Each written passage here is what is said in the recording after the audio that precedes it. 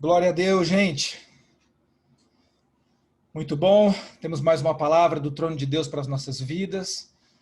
Essa palavra, como eu já havia comentado com vocês antes da gente começar, era uma palavra que o Senhor tinha tocado no meu coração a semana passada, quando eu estava me preparando para trazer um estudo para vocês.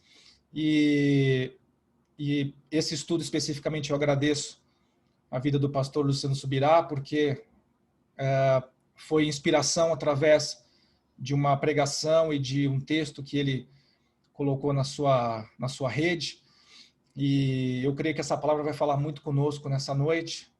E o tema da nossa ministração será os problemas da falta de conhecimento.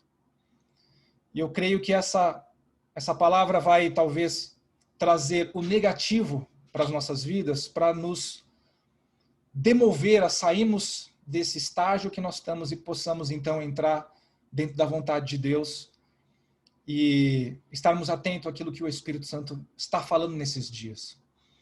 Eu quero ler com vocês um texto que está lá no livro do profeta Oséias, capítulo 4, versículo 6. É um texto bastante conhecido, é um texto que é bastante ministrado também.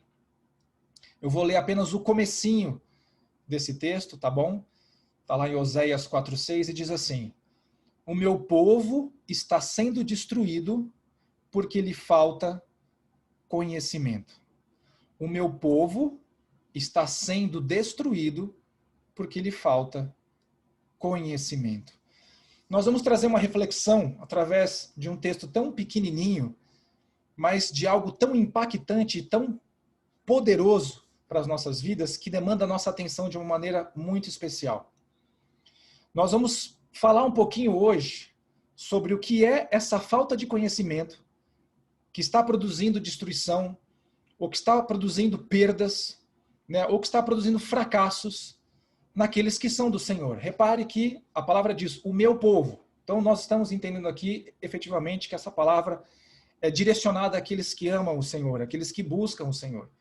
E por que está havendo essas perdas? Por que está havendo, né, essa destruição? Por que as pessoas não estão vivendo o melhor de Deus? E é claro, nessa noite nós vamos dar uma ênfase especificamente para o lado negativo disso, porque nós vamos estar falando especificamente no que tange a falta do conhecimento. E eu vou explicar para vocês falta do conhecimento no quê? Quais são as áreas que nós vamos estar abrangendo, mas é claro que eu vou tocar isso de uma maneira negativa, para que isso produza em nós algo positivo, para que produza em nós o efeito contrário. Em vez de nós trazermos uma palavra que diz assim, o Senhor aprova isso, o prazer do Senhor está nessas e nessas coisas, hoje à noite nós vamos estar muito mais focados em falar, o Senhor não tem prazer nessas coisas, o Senhor não aprova estas coisas, de modo que esse senso negativo, ou seja, daquilo que é ruim, isso possa nos impactar para que nós possamos andar na direção daquilo que é bom, daquilo que é positivo. E eu vou estar tratando com vocês de 3 áreas específicas nessa noite. Nós vamos falar primeiramente sobre a falta de conhecimento de Deus e como isso pode provocar danos, como isso pode provocar prejuízo para a nossa vida. Eu vou estar falando sobre a falta de conhecimento de nós mesmos e daquilo que nós temos no Senhor. E como isso está produzindo perdas no nosso meio, está produzindo perda nas nossas vidas. E vou falar também do problema da falta de conhecimento das leis espirituais e como isso está impactando as pessoas que amam o Senhor. Amém? Nós vamos tocar esses 3 tópicos de uma maneira bastante incisiva. Eu espero que a gente consiga fazer isso de uma maneira concisa, sem ser muito abrangente, sem fugir muito do tema, porque esses 3 tópicos já vão acrescentar demais nas nossas vidas. Amém? Lá na Bíblia, no texto de João 8, capítulo 32, está escrito, e conhecereis a verdade, e a verdade vos libertará. Então, se nós pegarmos o texto de Oséias, ou seja, o Senhor Deus falando através da vida de Oséias, ele diz lá que pela falta de conhecimento, isso produz destruição. Então nós podemos dizer que a falta de conhecimento é destruidora nas nossas vidas, mas nós também, através dessa palavra de João, que é a palavra de Jesus Cristo, nós podemos dizer também que, de acordo com Jesus, a falta de conhecimento é escravizadora. Porque se a verdade nos liberta, se nós conhecermos a verdade traz libertação para nós, o fato de nós não conhecermos a liberdade traz escravidão. Então nós temos duas áreas importantes aqui, a destruição e a escravidão. O prejuízo, as perdas, e nós estarmos amarrados em coisas ruins, e não podemos, por causa disso, viver o melhor de Deus para as nossas vidas. Amém? O que Deus preparou para nós nessa noite é uma palavra de alerta para que nós possamos compreender aonde nós temos faltado e possamos, então, direcionar para isso e começarmos a viver uma vida plena no Senhor. Eu quero começar falando com vocês sobre a falta de conhecimento de Deus. Eu vou dar uma introdução através de um texto que está lá no livro de 1 Coríntios 8, nos versículos 6 e 7, que diz assim: Todavia, para nós, há um só Deus, o Pai, de quem são todas as coisas e para quem existimos, e um só Senhor, Jesus Cristo, pela qual são todas as coisas e nós também por Ele. Entretanto, não há esse conhecimento em todos, porque alguns, por efeito da familiaridade, até agora com o ídolo, ainda comem dessas coisas como a eles sacrificadas, e a consciência desses, por ser fraca, vem a contaminar-se. Eu quero grifar nesse texto de 1 Coríntios, especificamente essa parte do verso que diz: entretanto, não há conhecimento em todos. Não há conhecimento do quê, gente? Que há um só Deus, o Pai, de quem são todas as coisas e por quem existimos, e um só Senhor, que é Jesus Cristo, pela qual são todas as coisas e nós também por Ele. Então, o que é que o apóstolo Paulo estava falando, né, desse texto de Coríntios? Ele estava literalmente declarando que muitas pessoas não têm o conhecimento de Deus.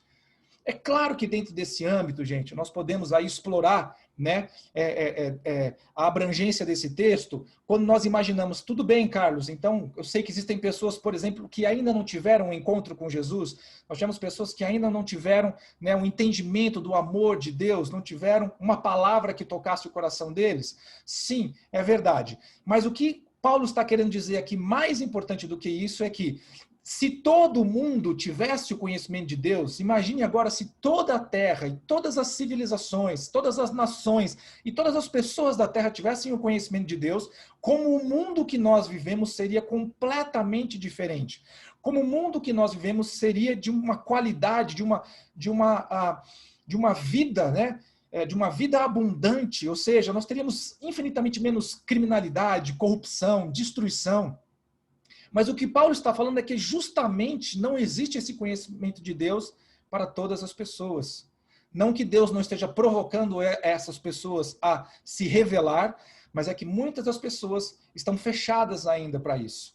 E é claro que aqui a gente pode naturalmente segmentar isso em dois grandes grupos. Nós podemos falar sobre aqueles que ainda não conhecem o Senhor, aqueles que, né, nós chamamos os ímpios. O que é? São as pessoas que não tiveram um encontro com Jesus, que não entregaram a sua vida para Jesus. E nós temos aqueles que entregaram a vida para Jesus, que são aqueles que estão andando com o Senhor, que são aqueles que são convertidos.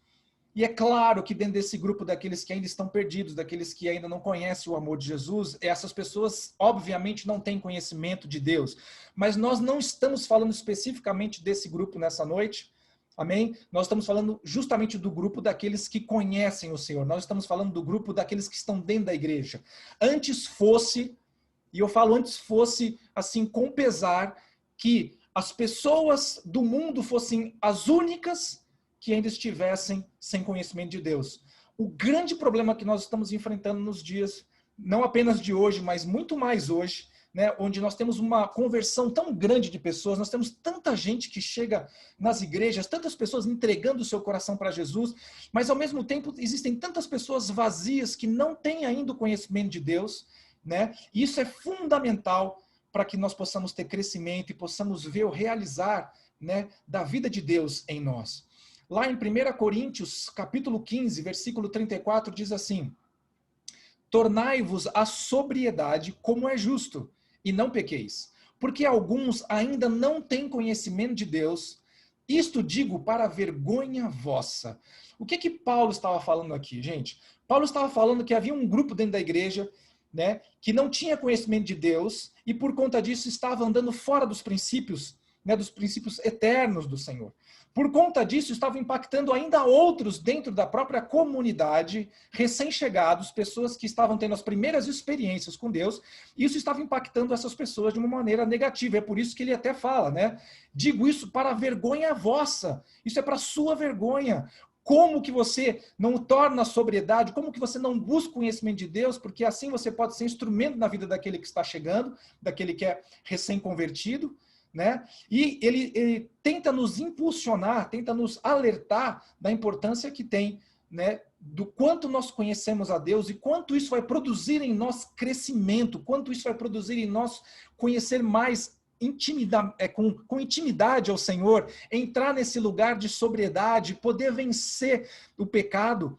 Amém? Isso é muito importante para as nossas vidas, e quando Paulo fala, isso é para vergonha de vocês, significa que havia uma necessidade de uma transformação, uma necessidade de voltar, né, os olhos para o Senhor e buscar conhecer o Deus que você serve, o Deus que você entregou à sua vida. Isso não é o caso, gente, de forma alguma, de nós olharmos para essas pessoas e de repente nós nos acharmos muito espirituais, acharmos que nós conhecemos muito a Deus e olhar para essas pessoas que estão dentro da nossa comunidade, dentro, né, da nossa família espiritual, que é a família de Cristo, e falarmos, ah, tudo bem, isso aí são alguns que realmente não conhecem a Deus. Nós não podemos de forma alguma pensar dessa maneira, porque nós somos um só corpo com o Senhor. Amém, gente? Então é fundamental que nós possamos fazer uma análise das nossas vidas e de repente nós podemos imaginar dentro daquilo que nós estamos vivendo e experimentando de Deus hoje. Será que isso mesmo que nós estamos vendo é o melhor de Deus para as nossas vidas? Será que eu cheguei num nível de relacionamento com Deus que eu posso me colocar numa posição de segurança, de tranquilidade, falar, eu já tenho buscado o suficiente? Será que eu já estou vivendo esse lugar de conhecimento de Deus?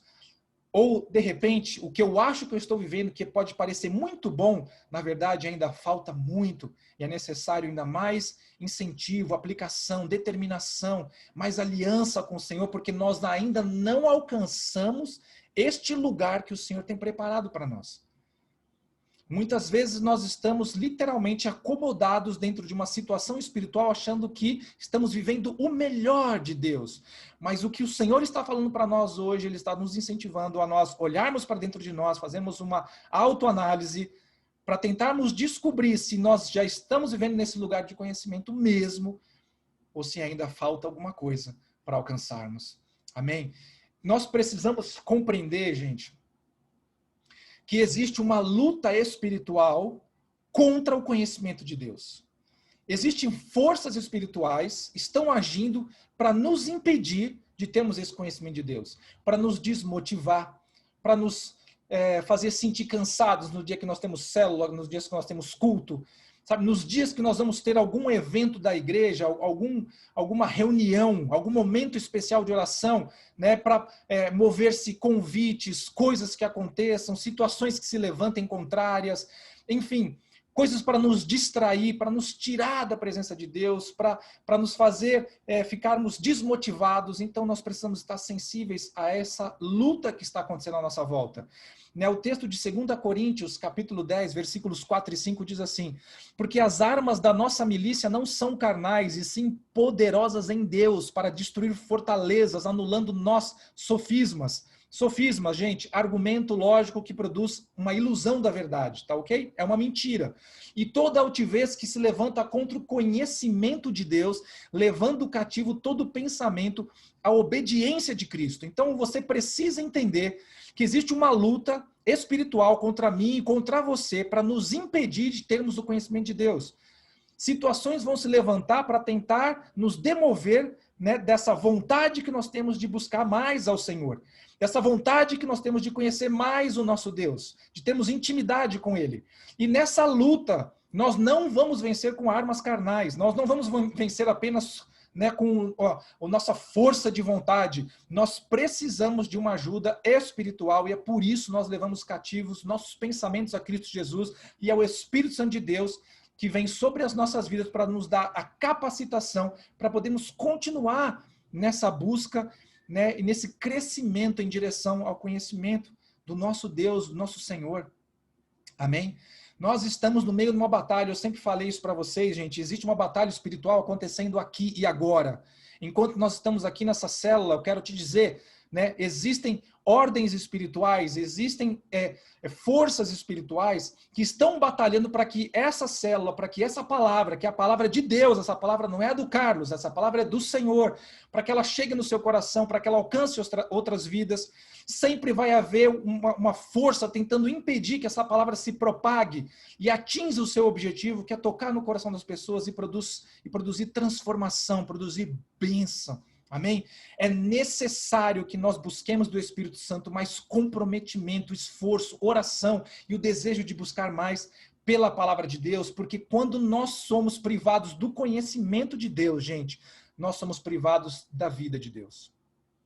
Lá em Efésios 4:18 diz assim: entenebrecidos no entendimento, separados da vida de Deus pela ignorância que há neles, pela dureza do seu coração. Se nós pegarmos o contexto desse texto de Efésios, sim, Paulo está falando especificamente sobre os ímpios, sobre aqueles que ainda estão perdidos.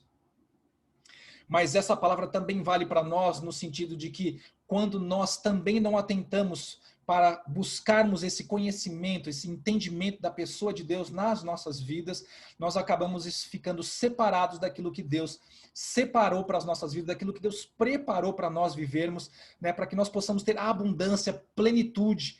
Né? Eu queria fazer uma pergunta para você em cima disso, né, do que nós estamos falando, né? Quantas vezes você tem experimentado intervenções sobrenaturais na sua vida? Quantas vezes você tem experimentado dos milagres de Deus? Quantas vezes você tem experimentado respostas de oração daquelas que você tem feito? Eu não falo apenas das respostas de oração daquelas que são urgentes, ultra necessárias, quando nós oramos, por exemplo, por alguém que está enfermo, por alguém que está passando uma situação difícil, quando a gente está passando por uma condição muito extrema, né, de perda. Eu estou falando de qualquer situação. Né? Quando foi a última vez que você se lembra o agir de Deus na sua vida e mover alguma coisa sobrenaturalmente?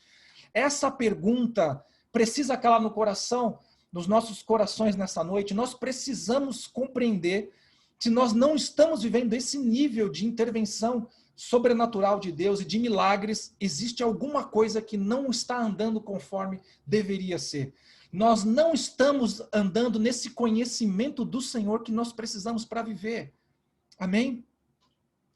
Lá em Daniel 11:32 diz assim: e aos violadores da aliança, ele com lisonjas perverterá. Mas o povo que conhece ao seu Deus se tornará forte e fará proezas. O povo que conhece o seu Deus se tornará forte e fará proezas. A marca do conhecimento de Deus na nossa vida, além de nos conectar com o Senhor, vai nos levar a viver essa vida do sobrenatural, de respostas de oração. Amém? Nós precisamos sair desse estágio. É claro que eu sei que existe um crescimento progressivo. As pessoas vão chegando ao Senhor, as pessoas recém-convertidas chegam ao Senhor, têm as primeiras experiências com Ele e continuam buscando, e essas experiências vão aumentando. Né? Eu costumo falar que quando a gente é novo convertido, as respostas de oração são muito mais rápidas e parece que o Senhor está literalmente, né, trazendo uma direção do tipo assim, olha, confie em mim. Tá? Agora vai estar um pouquinho mais fácil, mas à medida que você vai crescendo, à medida que você for amadurecendo, haverão novos desafios, haverão novas provas. Os desafios serão maiores, as provas serão maiores, mas a minha unção sobre a sua vida também será maior. Então, no começo, parece que você faz uma oração um dia, no dia seguinte ela está respondida, às vezes está respondida no mesmo dia. Conforme nós vamos crescendo no Senhor, às vezes as nossas respostas de oração demoram um pouco, e não porque Deus não queira responder, mas porque nós estamos travando um nível de combate espiritual, nível de batalha, a nível da nossa alma, a nível, né, do nosso meio, né, da onde nós estamos, da atmosfera que nós estamos vivendo, da nossa família e tudo mais, maiores do que aqueles quando nós estávamos chegando ainda a Cristo. O que nós não podemos fazer é deixarmos de buscar o Senhor para termos o conhecimento da pessoa de Deus nas nossas vidas. Quem não conhece a Deus não pode viver o sobrenatural dele. Quem não conhece a Deus não vai viver os milagres dele, vai ser daquelas pessoas que estão sempre procurando alguém para pedir oração. E eu não estou falando que a gente não deva fazer isso, amém? A gente deve fazer isso, é muito importante. Nós, na verdade, oramos um pelos outros.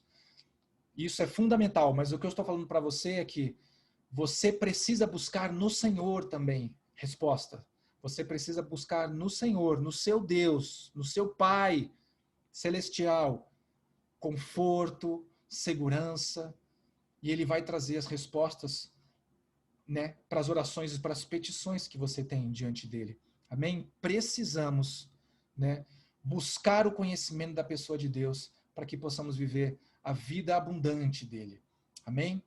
Depois eu queria falar para vocês sobre a falta de conhecimento de nós mesmos. É muito interessante, gente, que quanto mais nós conhecermos a Deus, mais nós vamos conhecer a nós mesmos. Quanto menos nós conhecermos de Deus, menos nós vamos conhecer de nós mesmos. Lá em Mateus, capítulo 16, dos versículos 3 a 16, está escrito assim: Indo Jesus para os lados de Cesareia de Filipe, perguntou aos seus discípulos: Quem diz o povo ser o Filho do Homem? E eles responderam: Uns dizem João Batista, outros Elias, e outros Jeremias e algum dos profetas. Mas vós, continuou ele, quem dizeis que eu sou? Respondendo, Simão Pedro disse: Tu és o Cristo, o Filho do Deus vivo. Gente, aqui tem uma passagem tremenda da parte do Senhor no que tange a nós conhecermos o Senhor e passarmos a conhecermos a nós mesmos e a importância disso, né? Ou podemos falar também dos danos de nós não conhecermos a nós mesmos, né? Então o que acontece? Jesus estava perguntando para os seus discípulos, né? O que as pessoas estão falando que eu sou? Quem que eles acham que eu sou? E aí as pessoas, cada um falava uma coisa: esse é João Batista, esse é o profeta Elias, esse é o profeta Jeremias, né? E aí ele pergunta para os seus discípulos: mas e vocês? Vocês que andam comigo? Quem vocês acham que eu sou? E aí Simão Pedro, naquele momento, pega e solta essa declaração poderosa: Tu és o Cristo, Filho de Deus. E aí Jesus pega essa palavra e retorna para ele: Pedro, isso não foi o sangue e a carne que revelaram a você, mas o meu Pai que está nos céus. E aí ele acrescenta alguma coisa nesse texto, continuando nos próximos versículos, né? Falando: mas também te digo que tu és Pedro, e sobre esta pedra edificarei a minha igreja, e as portas do inferno não prevalecerão contra ela. Era literalmente como se Jesus estivesse falando com Pedro assim: olha, quem você acha que eu sou, Pedro? Senhor, tu és o Filho de Deus. E aí Jesus vira para Pedro e fala assim: muito bom, Pedro, você revelou a mim quem eu sou. Agora eu vou revelar a você quem é você, porque você não sabe. E eu quero te dizer que nem eu e nem você sabemos quem nós somos. Se o Senhor Jesus não nos apresentar, se o Espírito Santo de Deus não nos revelar. Sabe por quê? Nós nunca vamos conhecer as nossas limitações, fraquezas, nós nunca vamos conhecer também as nossas virtudes e a nossa força, se o Senhor não nos revelar quem nós somos de verdade. Porque muitas vezes, gente, nós não conseguimos enxergar em nós mesmos aquilo que nós somos, por incrível que pareça.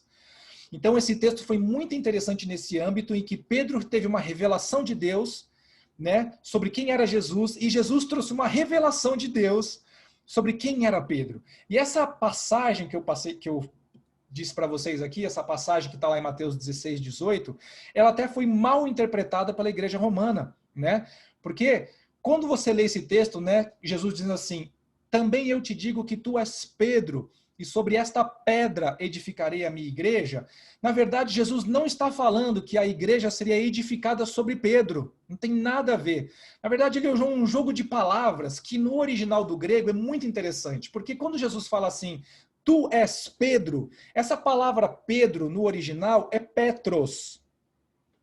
E ele fala na sequência: e sobre esta pedra edificarei a minha igreja. Pedra aqui seria Petra. Então Jesus estava literalmente falando assim: tu és Petros, mas sobre esta Petra edificarei a minha igreja. Petros, gente, né, essa palavra quer dizer assim, lasca de pedra, pedacinho de pedra. Ele estava falando isso para Pedro. Então, Pedro, você é uma lasquinha de pedra. Mas ele fala assim, sobre esta Petra. Petra, no original, gente, é como se fosse uma cordilheira rochosa, uma montanha. Não é apenas uma pedra grande. Pensa numa cordilheira de rochas enorme, gigantesca. É isso que quer dizer Petra. Então, o que Jesus estava dizendo para Pedro é o seguinte, Pedro, você é só uma lasquinha, mas é sobre essa grande rocha, que sou eu, que você vai ser edificado. É aqui que a igreja vai ser edificada. Então, nós somos uma lasquinha. Né? Hoje de manhã eu estava até orando sobre essa palavra, falando, Senhor, se Pedro era uma lasquinha de pedra, então eu sou pó. Nem lasquinha eu não cheguei ainda. Porque dada a situação de como Pedro foi uma pessoa que se converteu de uma tal maneira e viveu o sobrenatural de Deus de uma tal maneira, e como eu ainda estou lutando para chegar nisso, como eu estou ainda buscando chegar nesse nível, então nem lasca eu sou como se fosse um pozinho de pedra. Amém? Então, Pedro passou a ter um entendimento de quem ele era, a partir do momento que ele teve entendimento de quem é a pessoa de Deus. É por isso que muitas pessoas não sabem qual é a sua identidade no Senhor, porque não sabem o Deus que servem. Porque não buscam o Senhor. E vou falar mais, é triste porque as pessoas se acostumam com aquela identidade que elas têm, que não é a identidade que Deus tem para elas, e elas andam uma vida miserável, uma vida parca, onde podiam viver coisas tremendas da parte de Deus, mas não vivem porque não sabem, não têm conhecimento de Deus. E aí não têm conhecimentos de si própria. Amém? Então, esse texto de Pedro foi muito poderoso e foi muito importante para a vida dele, porque quando ele entendeu que ele era só uma lasca, mas ele colocado sobre uma rocha, ele faria uma grande diferença, ele pôde finalmente compreender a sua identidade no Senhor. E nesse aspecto, gente, eu quero trazer para vocês uma teologia que o pastor Luciano Subirá colocou na sua ministração, que eu achei muito interessante. E a gente vai falar sobre um texto que é muito comum, mas ele é muito comum falar sobre um outro âmbito, e nós vamos abordar o outro lado desse texto. Né? E ele cita que existem muitos crentes, né? Existem muitas pessoas que amam o Senhor, mas estão vivendo literalmente a teologia do cabrito. E eu quero ver se você vai se identificar com essa teologia do cabrito e você vai mudar essa história na sua vida. Amém? Lá no livro de Lucas, capítulo 15, nos versículos 27 a 29, está escrito assim, e ele informou, veio teu irmão e teu pai mandou matar o novilho cevado porque recuperou com saúde. Ele se indignou e não queria entrar. Saindo, porém, o pai procurava conciliá-lo. Mas ele respondeu ao seu pai, há tantos anos que te sirvo sem jamais transgredir uma ordem tua, e nunca me deste um cabrito sequer para alegrar-me com os meus amigos. Esse texto, gente, é muito conhecido porque fala do filho pródigo. Mas a maioria das pregações sobre esse texto tem totalmente, né, a base dele voltado para a história do filho pródigo. É aquele filho que se rebelou contra o pai, pegou a sua herança antecipada, saiu pelo mundo, foi ter com seus amigos, foi se divertir, foi gastar, foi perder as suas riquezas, né, acabou sem nada. E quando ele deu por conta que ele estava vivendo uma vida miserável, lembrando que os servos do seu pai tinham uma vida muito melhor, ele volta para casa, o pai o recebe, né, porque ele vem convertido, ele vem arrependido de tudo aquilo que ele viveu, de tudo aquilo que ele fez, né? E aí o pai dá uma grande festa e dá o boi cevado, né? Que é, ou seja, aquele novilho preparado, né? Que é engordado especialmente para aquela festa, era uma festa maravilhosa, afinal o filho que estava perdido voltou. Então nós temos muitas ministrações que falam sobre isso, mas hoje nós vamos falar sobre a teologia do cabrito, dando ênfase justamente ao irmão do filho pródigo. Você imagina esse cara, né, ver o irmão dele que estava perdido voltar, o pai faz uma grande festa para ele, e aí o sujeito fica, né, desconsolado. Como assim faz uma festa para o meu irmão? E chega para o pai e fala, pai, como é que pode? Você está fazendo uma festa para o meu irmão que gastou tudo, que pegou a herança, que queimou tudo aí com mulheres, com bebidas, com farras, e eu que estou aqui te servindo não tenho nenhum cabrito. E eu fico imaginando, então, a cara desse pai olhando para ele assim, mas filho, você mora comigo aqui. Tudo que eu tenho é teu. Não apenas um cabrito, mas você pode ter todos os cabritos que você quiser. Você pode ter todos os novilhos cevados, os bois cevados que você quiser. Você pode fazer quantas festas você quiser e trazer quantos amigos você quiser. Amém? O que é que essa história está falando conosco? Né? Essa história conta exatamente a vida de alguns crentes, gente, que vivem essa teologia do cabrito, que são como o irmão do filho pródigo, que estão na presença do Deus Todo-Poderoso, que tem um Pai Celestial, que é dono do ouro e da prata de todas as coisas, né? Que é Senhor de tudo. Vivem um relacionamento tão raso com Deus que não conseguem experimentar, né, aquilo que Deus tem para essas pessoas. E elas oram para Deus e falam, Senhor, o Senhor não me deu o cabrito que eu precisava. Mas elas não olham para suas mãos e veem quantas coisas Deus já deu. E elas não dão valor. Amém, gente? Isso é muito preocupante. Quantas pessoas murmurando, tristes, vazias, incompletas dentro da igreja, gente. Eu não estou falando do mundo, eu estou falando da igreja de Jesus Cristo. Que estão aí orando para Deus, né, com o coração amargurado. Ah, Senhor, o Senhor não realiza os meus sonhos.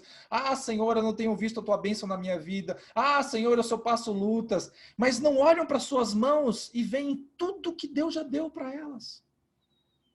É exatamente como esse filho que estava do lado do seu pai, podia usufruir de tudo do seu pai, mas não usufruía nada, gente, nada, nada. Eu quero te dizer, isso não é o sonho de Deus para a sua e para a minha vida. Ele quer que nós estejamos na sua presença e possamos usufruir da sua presença. Eu não estou falando com isso, gente, que nós não vamos ter lutas, que não vamos passar adversidades, não vamos passar por momentos, né, de escassez. Não estou falando isso. Mas em qualquer um desses momentos que nós passarmos contrários, qualquer um desses ventos que vieram soprando contra as nossas vidas, nós vamos ter o apoio do Senhor para nos dar o refrigério. Agora, tem pessoas que passam uma vida miserável, sabe? Só passa dificuldade. Eu costumo falar, gente, que a vida do crente, ela é uma vida de bênçãos, pontuadas de lutas e perdas. Mas tem muito crente que está vivendo uma vida de lutas e perdas pontuadas por algumas bênçãos. Você entendeu a diferença? Quando nós não conhecemos a nós mesmos, não conhecemos aquilo que nós temos no Senhor, não podemos viver o que Deus tem para nós. Eu quero trazer para vocês uma historinha tirada do livro O Nome de Jesus, de Kenneth Hagin. E essa historinha que o Kenneth Hagin traz nesse livro vai tratar especificamente de uma das aventuras do Charles Spurgeon, né? Foi um grande pregador batista inglês, né? Que viveu aí no século XIX, e ele tem uma experiência muito tremenda. Dessa história provavelmente você já deve ter ouvido falar, eu vou contar para vocês aqui rapidamente, mas o Charles Spurgeon, ele foi visitar uma senhora muito simples, muito pobre, que vivia numa casa, né, que tinha um único cômodo. Essa casa era de madeira, feita de caixotes de madeira, para você ver o nível da simplicidade, né, o nível da pobreza. Ela já estava muito mal de saúde, desnutrida, já estava de cama, e ele foi visitá-la. Quando ele entrou nesse cômodo, né, onde ela estava deitada na sua cama, ele reparou na parede que havia, né, uma espécie de um documento que estava emoldurado, bonito, uma peça bonita, que destoava de todo o restante, e ele fica intrigado com aquilo na parede, e ele pergunta, né, para aquela senhora, esse quadro que está aqui na parede, né, esse documento é seu? Eu falo assim, sim, é meu. Eu servi durante muitos anos, né, uma família nobre inglesa, e a condessa, né, depois que ela faleceu, ela não tinha filhos, ela acabou me deixando esse documento, e eu peguei esse documento, como um documento muito bonito, emoldurei ele e coloquei aqui na parede. Era uma senhora tão simples, gente, que ela não sabia ler. Então ela não sabia o que estava escrito naquele documento, e já fazia uns 10 anos que essa condessa tinha falecido, né, e que ela tinha recebido esse papel. Ele achava o papel bonito e colocou na parede. E ele pega aquele documento, ele fica intrigado com aquilo e pergunta para ela, eu posso levar esse documento para fazer uma análise?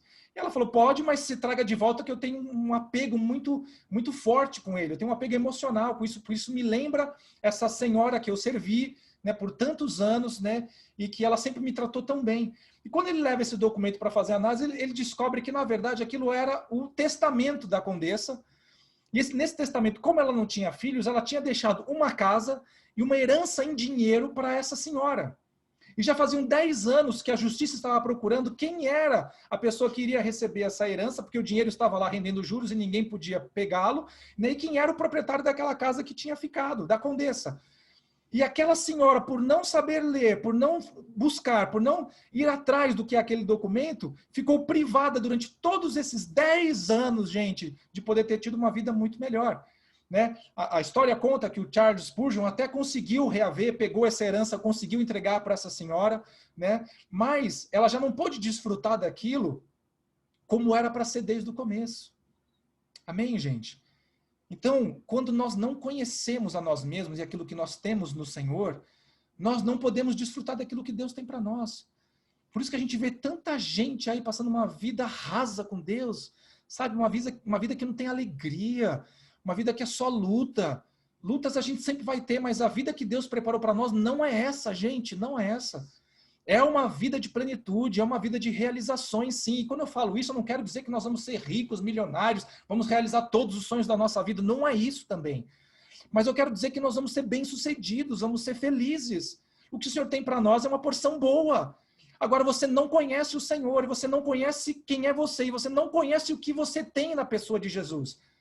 Sabe, quando a Bíblia fala que nós somos feitos co-herdeiros com Jesus, significa que nós entramos nessa herança que ele também tem. Qual é a herança que você tem vivido? Deus preparou algo especial para a sua vida. Amém? Agora, se você não conhece a sua identidade, se você não conhece o Deus que você serve, fica muito difícil você se apropriar do que Deus tem para você. Amém? Deus quer que você viva melhor do que você tem vivido. Entenda isso. E essa mensagem não é apenas para você, essa mensagem é para mim também. Deus quer que você viva melhor do que você tem vivido. Sabe, a gente pode fazer caras e bocas para os outros, a gente pode enganar todo mundo. A gente pode enganar até a nossa família. Mas o que está dentro do nosso coração, nós nunca vamos enganar a Deus. E o vazio que a gente tem dentro de nós nunca vamos enganar a Deus.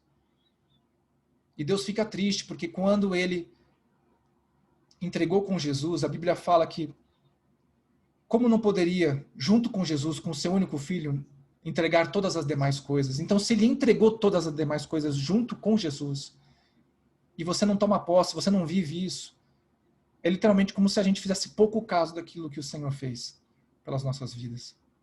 Amém? Você precisa buscar conhecer a Deus, conhecer a si mesmo e saber quais são as promessas de Deus para a sua vida. Em nome de Jesus. E eu quero falar agora sobre o problema da falta de conhecimento das leis espirituais. Sabe, as pessoas muitas vezes têm dificuldade de compreender as coisas espirituais porque elas não são tangíveis com as nossas mãos, né? Nem mesmo com os nossos olhos físicos nós conseguimos ver. Mas eu quero te dizer que as leis espirituais são ainda mais reais do que as leis físicas e humanas que nós temos aqui. O que eu quero dizer com isso? Imagine que você está numa estrada, uma estrada de duas mãos apenas, né, e você tem um caminhão que está andando a 70 por hora, a velocidade máxima dessa estrada é 80 por hora, aí você com muita calma, com muito discernimento, espera chegar naquele lugar onde a faixa é tracejada, ou seja, você pode ultrapassar, você olha para ver se não vem ninguém no sentido contrário, né, toma as precauções necessárias, começa a ultrapassagem, e você, para ultrapassar aquele caminhão, você acelera até 90 km por hora. Você passou aquele período rapidinho, né, para você não ficar muito tempo na pista, né, no sentido contrário, você ultrapassa o caminhão, volta para a sua pista e você volta à sua velocidade de cruzeiro dentro da velocidade máxima da estrada. E por alguns segundos você esteve andando acima da velocidade daquela estrada, mas não havia radar, não havia um policial, não havia ninguém.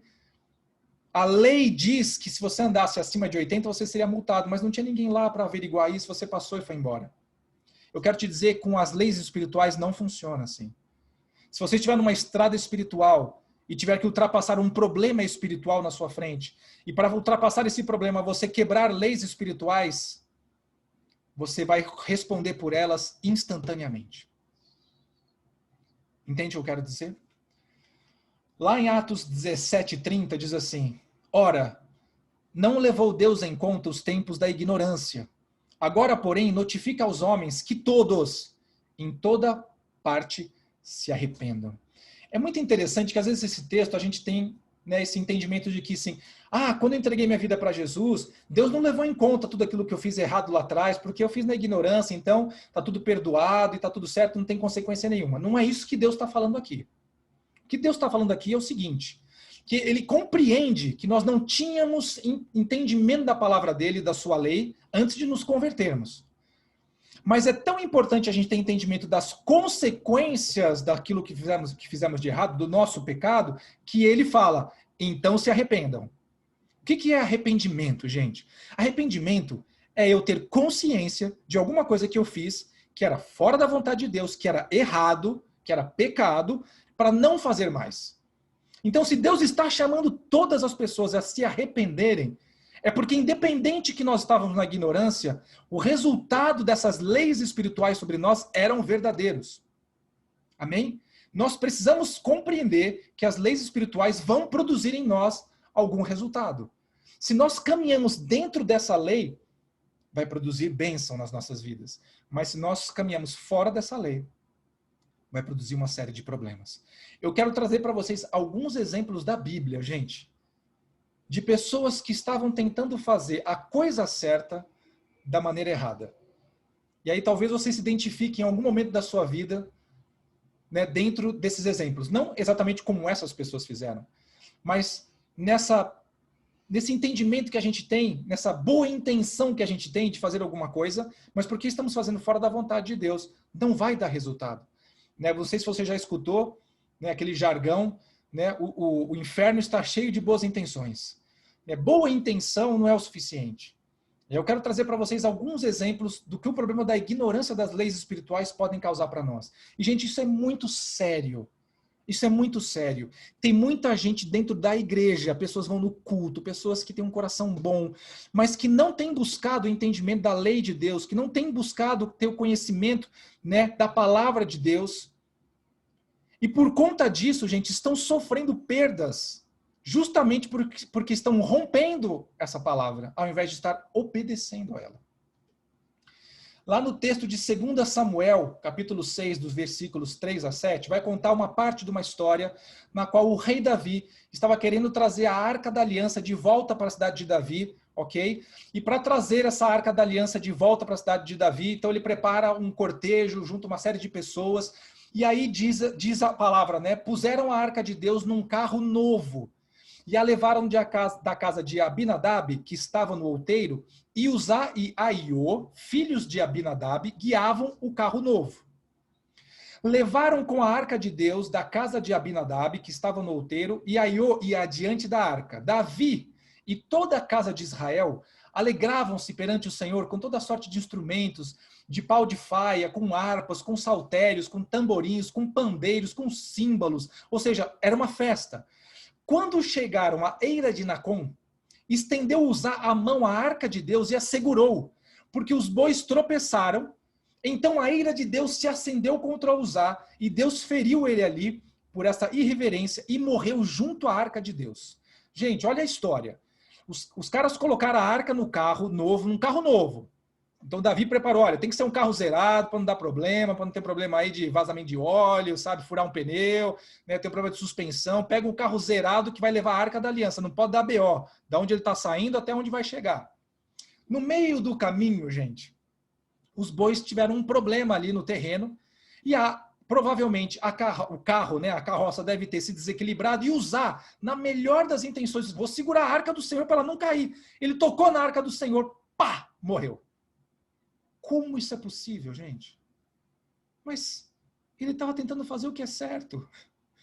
Sim, gente, ele estava tentando fazer o que é certo, mas ele estava tentando fazer o que é certo da maneira errada. Deixa eu ler para vocês um texto que está lá no livro de Números, capítulo 7, versículo 9. Diz assim: Mas aos filhos de Coate nada deu, porquanto a seu cargo estava o santuário que deviam levar aos ombros.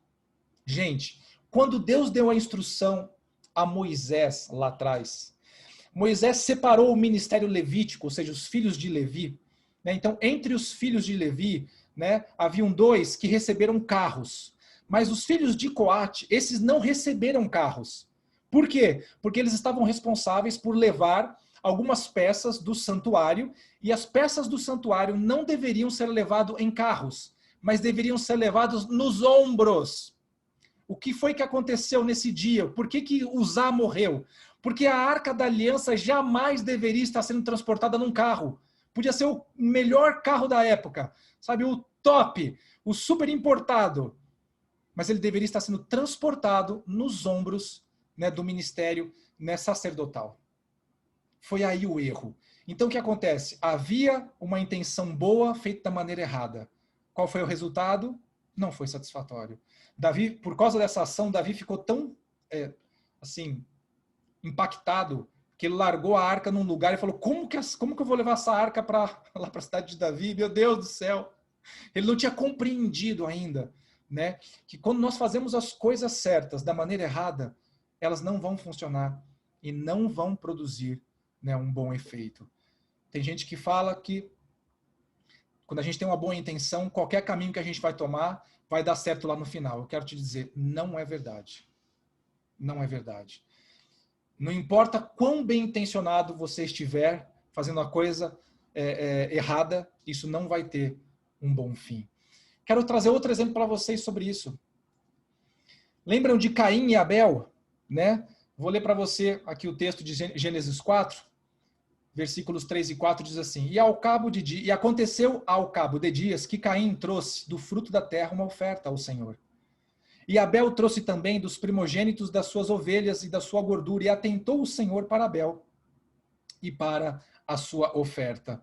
Às vezes a gente lê esse texto e não entende direito, né? Mas pera um pouquinho. Caim trouxe uma oferta, e Abel trouxe uma oferta também. Por que o Senhor atentou para a oferta de Abel e não atentou para a oferta de Caim? Você já parou para se perguntar isso? Tem gente que fala assim, não, é porque Abel trouxe dos animais e Caim trouxe do que ele planta. Não tem nada a ver. Gente, não tem nada a ver isso. O fato de Caim ser uma pessoa, né, que trabalhava com a terra e produzia, né, o seu alimento ali, né, que era um agricultor, né, não fazia ele menor nem maior, né, do que Abel, que mexia com gado. O problema aqui, gente, está nas entrelinhas. Percebe que quando trouxeram as ofertas, né, Abel trouxe dos primogênitos das suas ovelhas. O que é o primogênito? Trouxe o melhor, o primeiro, a primeira coisa que nasceu, Abel apresentou. Caim veio a cabo de dias. Ou seja, Caim não trouxe a primícia da sua produção agrícola. Ele trouxe daquilo que veio depois. Ele trouxe praticamente daquilo que sobrou. Gente, isso é algo tão tremendo. E eu tenho muitas vezes ministrado na célula, na vida de vocês com relação a isso. Isso tange as nossas vidas hoje? Muito. Principalmente no que tange dízimos e ofertas. Eu sei que é um tema que é bastante polêmico hoje por conta de alguns líderes ruins, eu falo espiritualmente, que acabam pervertendo a palavra e usando, os recursos de uma maneira errada. Mas eu quero te dizer que dízimo e oferta é um propósito de Deus. E é fundamental que isso exista nas nossas vidas. E o que eu quero falar para vocês, é que desde que eu me converti, eu entendi que isso era algo muito importante da parte do Senhor. Então, quando entra o meu salário na conta, a primeira coisa que eu faço é separar dízimo e oferta. Primeira coisa. Eu vou viver o meu mês com o que sobra. Entende a diferença? De eu pagar todas as minhas contas e o que sobra eu dar ao Senhor?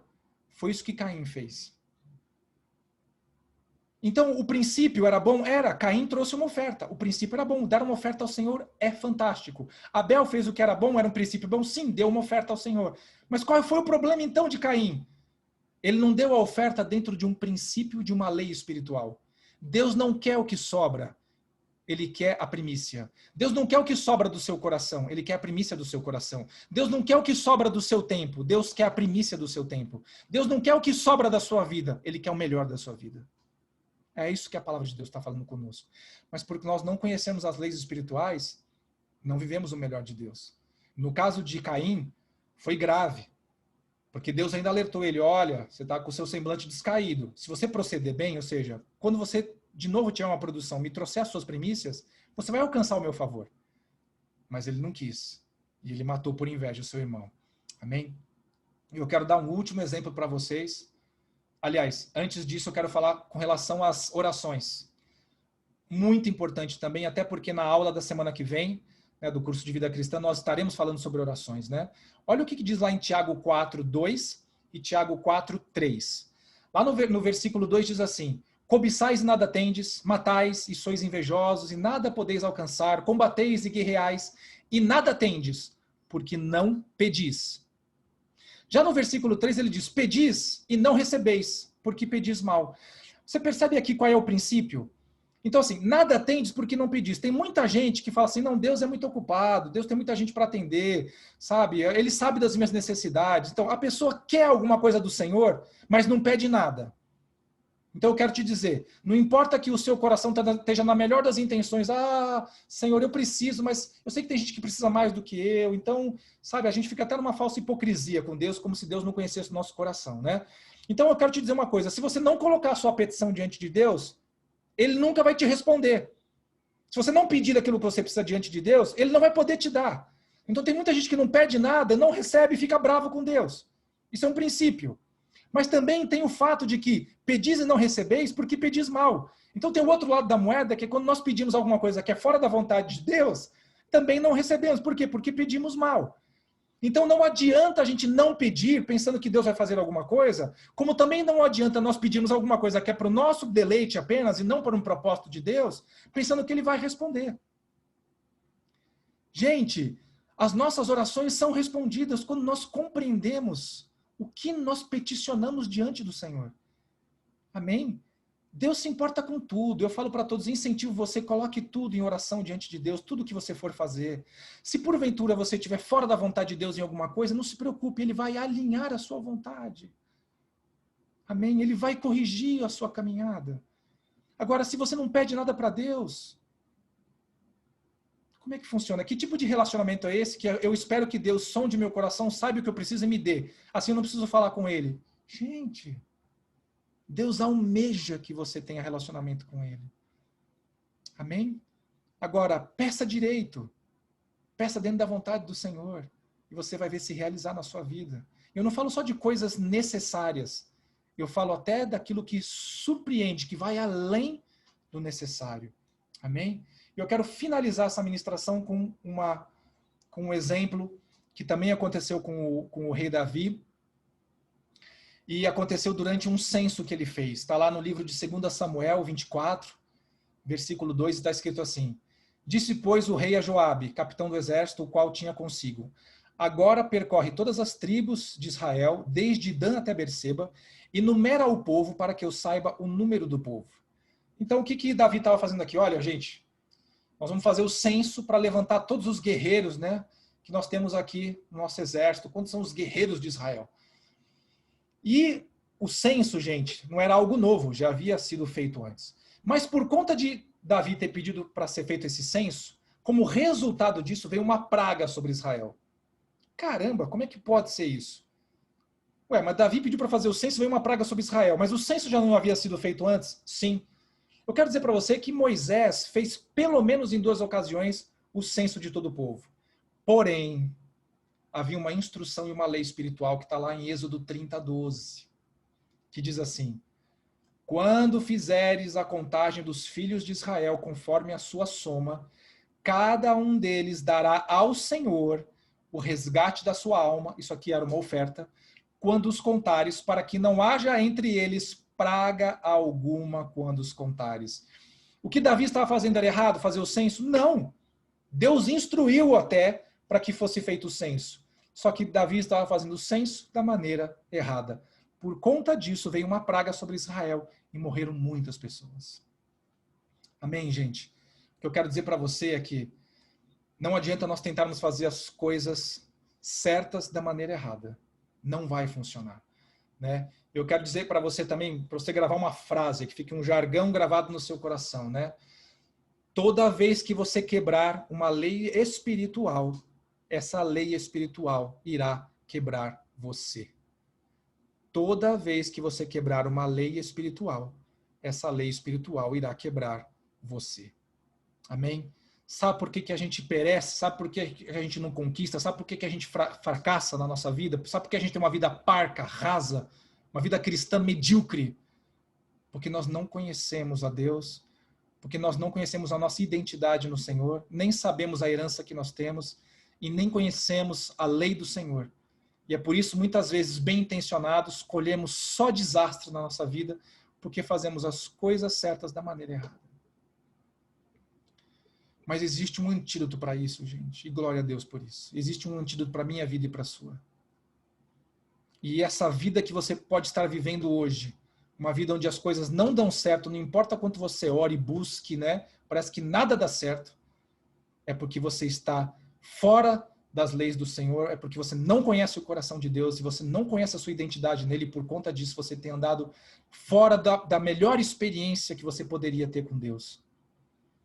E o antídoto para isso, gente, é nós colocarmos nosso coração no Senhor e passarmos a buscar Ele de todo o nosso entendimento, de todo o nosso coração. Nós precisamos ter um tempo devocional com o Senhor todos os dias. Precisamos ler a palavra e não apenas ler, gente, precisamos meditar. Meditar é pegar o texto e tentar entender aquilo que o Senhor está falando e ficar, Espírito Santo, fala comigo. Espírito Santo, fala comigo. O que o Senhor está querendo dizer com isso? O que eu preciso aprender a partir dessa palavra? Onde eu preciso crescer? Como que eu posso amadurecer na tua presença? Como que eu posso buscar mais crescimento? Ter mais tempo de oração, sabe? Pesquisar, ver as ministrações, ir nos cultos, ouvir outras pregações, claro, né? Dentro da IA Church nós temos uma série de canais com pastores que trazem mensagens maravilhosas, né? Além do Lamartine, além do pastor José Luiz, né? Do pastor Israel. Tem tanta gente que traz mensagens poderosas, temos ministérios que são parceiros nossos que também trazem mensagens poderosas. Então nós temos que buscar isso, mas não apenas buscar do lado de fora, mas buscar do lado de dentro, porque se isso não mudar o nosso interior, gente, se isso não mudar a nossa conduta, se isso não fizer que nós estejamos mais sensíveis às coisas que estão acontecendo, se isso não mudar o nosso coração, então nós continuamos sem conhecer o Deus que nós servimos e não sabemos quem nós somos diante dele. Amém. Deus tem um sonho para você. Ele quer que você seja bem-sucedido, ele quer que você seja uma bênção. Ele quer que você alegre as pessoas à sua volta, ele quer que você seja uma pessoa que traga tranquilidade e alegria dentro da sua casa, dentro do seu trabalho, para a sua família. Sabe? As pessoas às vezes se tornam estorvos. Por quê? Querem fazer as coisas certas, mas faz tudo errado. Por quê? Porque estão fora dos princípios da palavra de Deus. E por que estão fora? Porque não conhecem. Amém. Eu estou te incentivando nessa noite a você sair do lugar de conforto e passar a viver uma vida de Deus dentro de você como você nunca viveu antes. E se você estava achando que estava vivendo uma vida fantástica e plena com Deus, que a gente possa fazer uma autoanálise nessa noite e ver dentro de nós quanto ainda nós podemos crescer no conhecimento de Deus e viver essa vida maravilhosa que Ele tem para nós. Gente, maravilhosa. Às vezes eu brinco com o pessoal da célula e falo que eu muitas vezes me sinto queridinho de Deus. Me sinto a última bolacha do pacote. Eu sei que eu não sou.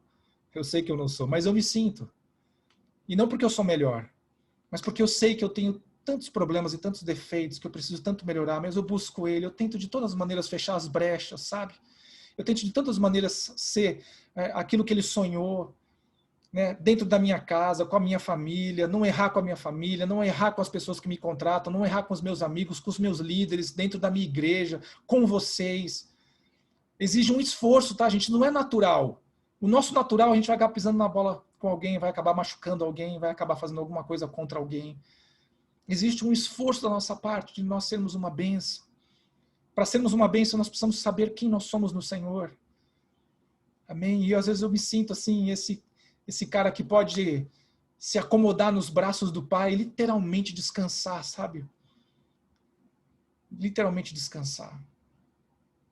Então eu incentivo você nessa noite a mudar a sua estratégia de vida, mudar o seu posicionamento e passar a ser uma bênção onde você não tem conseguido viver a bênção de Deus. Amém? Eu queria que você fechasse seus olhos, eu vou fazer uma oração antes de nós finalizarmos, pedindo a Deus que nos toque nessa noite de uma maneira poderosa e nos incentive a buscar o conhecimento de quem é esse que nós servimos, quem é esse que deu a sua vida por nós, quem é esse que moveu os céus e a terra por nós, para que nós possamos a partir daí conhecermos a nossa identidade nele, a nossa herança nele e buscarmos conhecer através da sua palavra o que foi que ele explicitamente declarou como nós deveríamos viver para que fôssemos abençoados. Papai, em nome de Jesus, nessa noite, Senhor, eu te peço que o Senhor venha nos tocar em cada um de nós que estamos aqui, Senhor, cada um que está ouvindo esta mensagem.